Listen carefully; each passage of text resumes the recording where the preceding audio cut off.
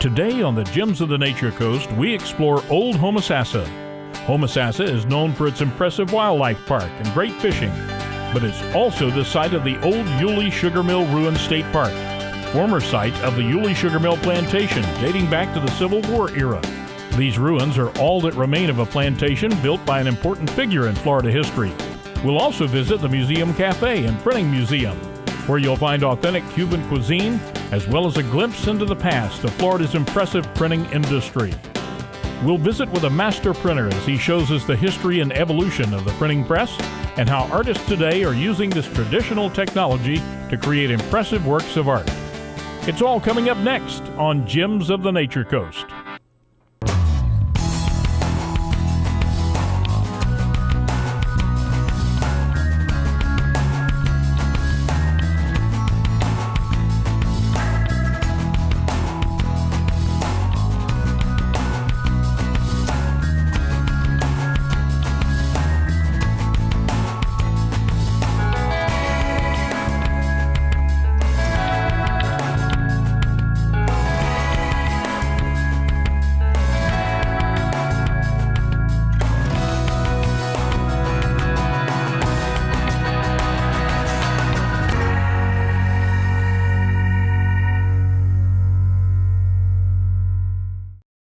While driving off of Highway 19 in Homosassa onto Fishbowl Drive, you'll come across the charming village of Old Homosassa. Old Homosassa is a small fishing community filled with eclectic restaurants, kayak rentals, resorts, and plenty of experienced fishing guides ready to take you on an adventure to catch the big one. It's also the home of some iconic Homosassa events, such as the annual Seafood Fest and the Mardi Gras-style Shrimpapalooza. While exploring the town, you'll come across a unique structure on the side of the road. This is the site of the Yulee Sugarmill State Park. This structure is all that remains of the sugar mill plantation owned by Florida politician David Yulee. David Levy Yulee was a very important gentleman here in Florida and in Citrus County especially. David Levy Yulee was born as David Levy, and he was the son of a Moroccan Sephardic Jew. And his mother was also a Sephardic Jew. He was born in the West Indies. He was born in 1810. When he was 9, his parents divorced, and his mother stayed in the West Indies. His father brought him and came to America. His father had started in Florida. He'd gotten a bunch of land on one of the land grants up near Jacksonville. It was to be the new Jerusalem for the Jewish people that had been in the islands. So he had all that land. He sent David off to boarding school. He went to law school, he came back, practiced law in St. Augustine. In 1841, David Yulee was elected as the first territorial representative for Florida. He was also the first Jewish person to have that recognition. He was the first representative from Florida when it became a state to the House of Representatives. Also the first Jewish person to do that. David Yulee was also the father of the Florida Railroad. He wanted to build a railroad from Fernandina Beach to Cedar Key. And he was in the process of doing so when the Civil War broke out. When the Civil War broke out, the military wanted to pick up some of his tracks and take them and use them for the war effort. And while he wasn't very happy about that, he went ahead and that's what they did. Now after the war, he got his tracks back and he ended up building his Cross-Florida Transit Railroad from Fernandina Beach to Cedar Key, Florida. If you go to Cedar Key, you'll still see the trailhead where it ended there, the railroad ended. In the 1800s, during the Civil War, he had a home that he built here, and it was called Margarita after his wife. He planted sugarcane on this plantation. They had cotton and all kinds of things, but the sugarcane would come through here and it would be processed into sugar. Now it was used mainly for its molasses that it would get, and that would be going back to the islands in aid of making rum. It also supplied the Confederate soldiers with all of their sugar needs during the Civil War. Well, back in the days of the Civil War, the later days of the Civil War, the Union Army, the blockades came up into the Homosassa River. They found his house, the Margarita, at his plantation, and it was burned to the ground. They looked for the sugar mill, but because it was so far inland and they had to go through such dense brush and palmettos and things like that, then they didn't find it, so it survived. However, They also, when they burned his house down, the Union soldiers let free all of his slaves and emancipated them, so to speak. So they're the ones who ran the sugar mill. So when they were gone, it just kind of went out of production. Visitors of the park can get an intimate look at the remains of the once thriving sugar mill, along with informational panels giving patrons a glimpse into the art of producing sugar back in the 1800s. Behind me, this part of the sugar mill was everybody in the area who had sugar cane usually had something like this of their own. Maybe not this big and this productive, but they did have small ones at their house, at their farms, because there was so much waste. It was too expensive to send it out to be taken care of and then brought back. So what they would do is they all had one of these, and it had two rollers, and you would take the sugar cane and you would feed it through there, and those two rollers would mash it down, and it would squeeze all the juice out. The reeds and the excess of the sugar cane would go out the other side, and the juice and the sugar would drip down in here, and then it would run through there into these cooling vats. Depending on the time of the cooling and the sugar content, that also depended whether it was used as molasses or sugar or for other things like that as well. Behind me now, what you'll see is the furnace of the steam engine. And what this does is that all of these parts were brought in from New York, and they were used here. They would build fires in there so that they could get the steam engine going, and then the steam engine would turn the thing on the other side where the sugar cane got mashed and went through. Behind me, what you'll see, these are the settling vats. They have the grande, which is the largest one, and that's where all of it came to begin with. Then slowly it would be ladled into the other vats. You've got the proper, the flambeau, and the syrup. And then at the end you have a battery kettle, and that's where it would get the hottest. And that is exactly where it would reach its sugar when it got hot enough that it could become sugar and crystallize. And then after that, it was spayed after it was cooled. And into slices. It was carried in small tubs to the purgery, which they believe sits right over here to my left. After that, it would be packed in wooden hogshead barrels, and then it would be shipped wherever it needed to go.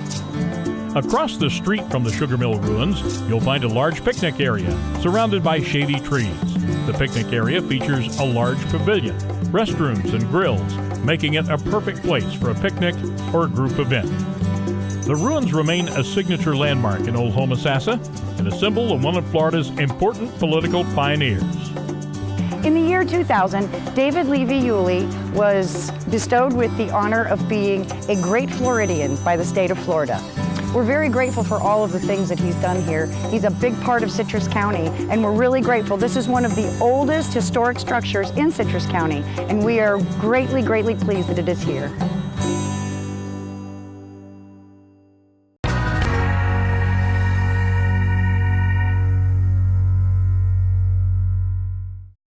To complement your visit to the old sugar mill ruins, be sure to check out the Museum Café and Printing Museum down the street.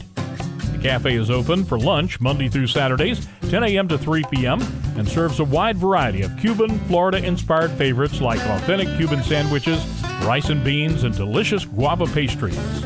I grew up in Tampa, Florida, and in Tampa, Florida is where the Cubans landed with the cigar industry, and the merchants workers, as they got out from the factories, the merchants, local merchants would have these sandwiches ready for them to pick up and take back to their jobs to work. So that's where Tampa is the place where the Cuban sandwich was formulated. Fixing for this particular sandwich comes from Ybor City down in Tampa. So I take a truck down almost daily, picking up the Cuban bread and those items to bring up here so people can enjoy some of the authentic Florida cuisine of the Cuban sandwich.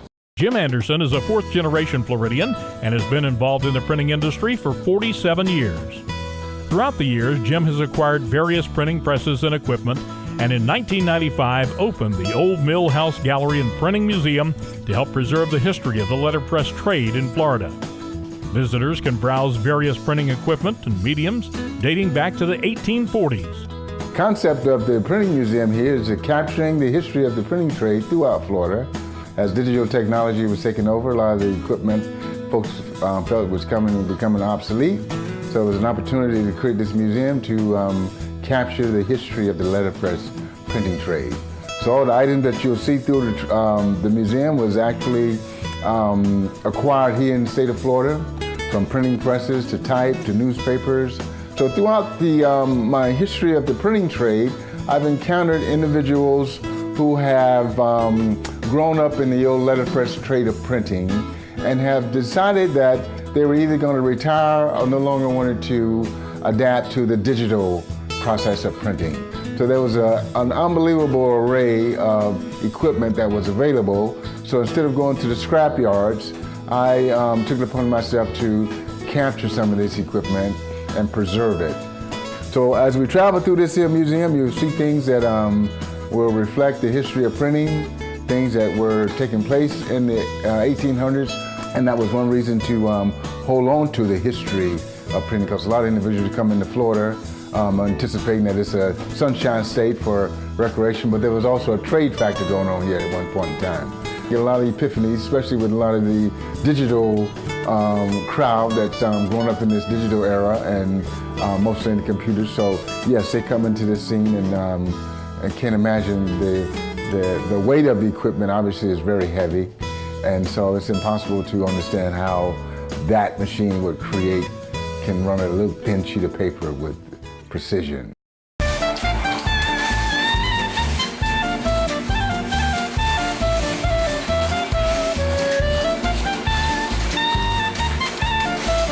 Many of these impressive machines are still used today in Jim's graphic design business. Today, graphic design students and designers work with Jim to learn about the old letterpress trade and how to incorporate the medium with the digital age of printing to create unique artwork. I get a lot of graphic designers who would like to now incorporate the digital printing with the letterpress printing, so we do quite a bit of that here at the Old Printing Museum also. Now, we've always captured the fact that Gutenberg was the father of printing, in which moved the movable type process, in which he invented back in the 15th century. But starting in the 1800s, Ottmar Mergenthaler invented the linotype machine, which revolutionized the printing industry in 1886. And that particular machine held the industry all the way up until 1970. So if you were coming into a print shop in the 60s or early 70s, looking for some business cards or letterheads or envelopes, the actual type was being set on the linotype machine, and we was also incorporating the movable type with Gutenberg. So that machine transcended itself into your computer.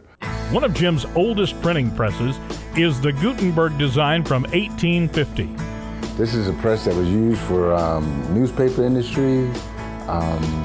Some folks use them for proof presses, but this particular press here was invented by a fellow by the name of Ostrander Seymour back in the day, and its designs. Now this particular press also follows Gutenberg's principle of how he designed his press, but Gutenberg's printing press was of wood, but we came into this iron age, so all these from the 1800s, presses became cast in iron, so they could, I don't think they realized they were going to live for another 200 years, but they did, one of those types of things.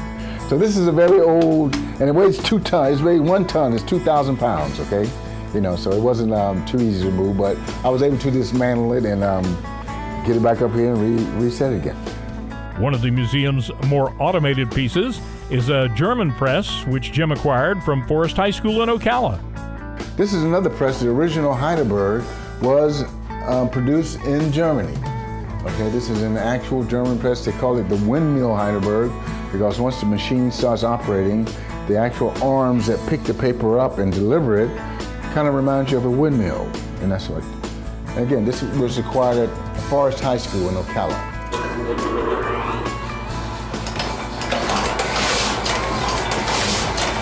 It's called the Windmill Heidelberg.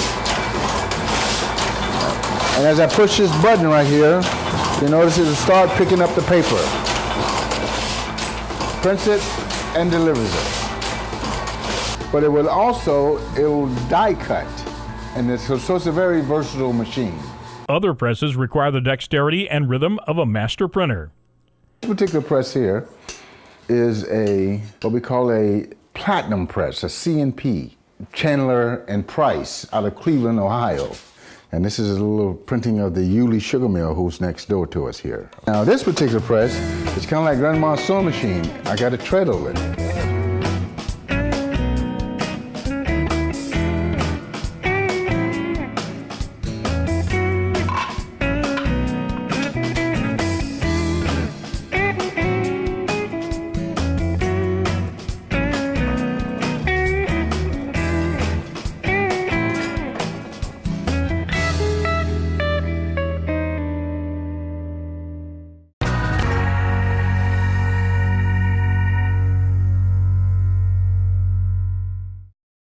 Jim's vast collection of printing presses are not just limited to the printing of paper.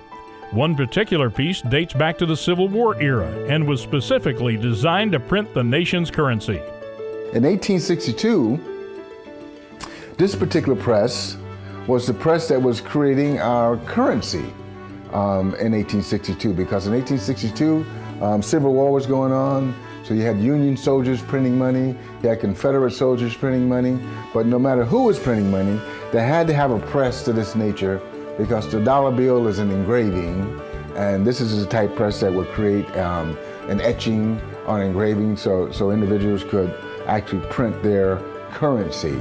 This press here is called the spider press, for the sake of the arms. They label it the spider press, but it's also an intaglio press for engravings and things of this nature, because the money is an engraving. The dollar bill is an engraving. And if you notice the dollar bills, the money that's on the wall here, no, we did not print that here, but that is the way the sheets will come off the press today. Among the various presses that adorn the museum, you can browse the tools of the trade as well as printing materials used throughout the centuries, including these newspapers dating back to the 1800s.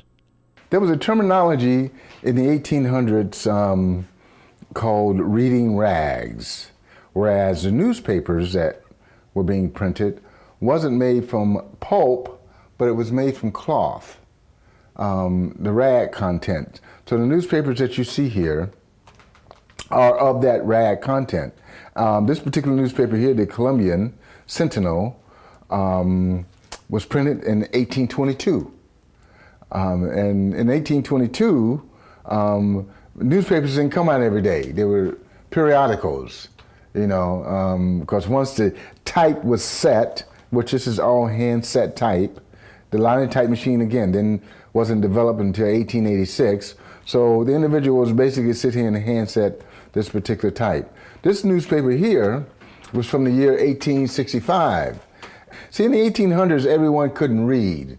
So, but the newspaper industry had a process to notify the ones who could not read that something important has happened in the country by doing this simple thing here. To separate the columns, they got these very little thin lines, and they're called, that's a rule. A rule separates the columns.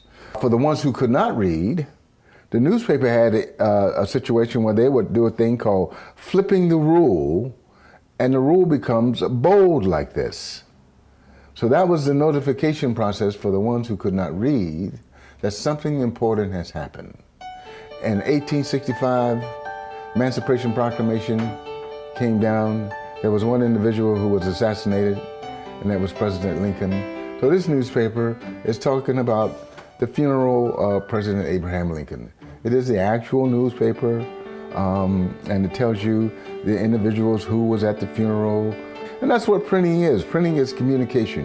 We're communicating ideas, information by way of newspapers. And yes, today we're into that digital era where communication is just a vast amount of information coming into our worlds. Whether we need all that information, I'm not quite sure. Probably not. But you know, the little bit that we have gotten in the past have taken us to the point where we're at today. So newspapers and paper was a vital process of how the printing was going to take place in the trade of printing. If you're lucky, you might happen to view the oldest piece in the museum, a Korean printing form that was discovered right here in Old Homosassa. I had a customer who was in our cafe at one point. She came in and she says, "Jim, I visited Gutenberg's museum in Germany, and I brought you his guidebook." When I was traveling through that particular book, I wanted to see some of the things that maybe I have that Gutenberg may have had and things of this nature. Well, I got to this particular page here and it caught my eye of interest. And this particular page here, it tells you that this particular printing form was from the Joseon dynasty. I'm going back to this 7th century, one of these type of situations. And so I was able to communicate with Germany, Dietmar Schuttenfeld, and found that the Gutenberg Museum does have this particular item, and I wanted to let them know that I also have a very similar item. And not realizing that at the time, that this particular printing form, and that's exactly what it is now, it's actually read in this format, okay? And this is an actual, now once you, in the letterpress trade of printing, everything that you're printing and setting type is in the reverse. So this carving here is carved in the reverse. So once it's printed, it's at its readable stage. It's actually carved on both sides. I was fortunate to find by contacting the Consul General of the Republic of Korea to determine that this particular piece here was from a famous scholar named Won Jae-young. And this is actually one of his actual pieces. So this piece in Gutenberg's book and this piece here was produced by the same individual. Won Jae-young was a poet.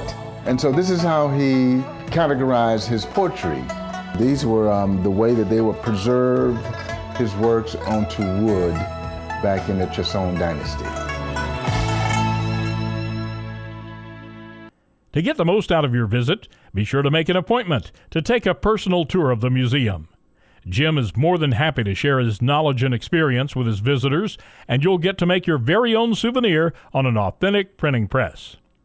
These little presses here are presses that were used for what we consider kind of like a hobby type presses. And they're made by Kelsey, and we do have an array of them. So if you ever visit the printing museum, I will probably let you use this little press to create you some note cards and things of this nature to show you how it basically would operate. And lock it up. I'm going to fold it in half like that.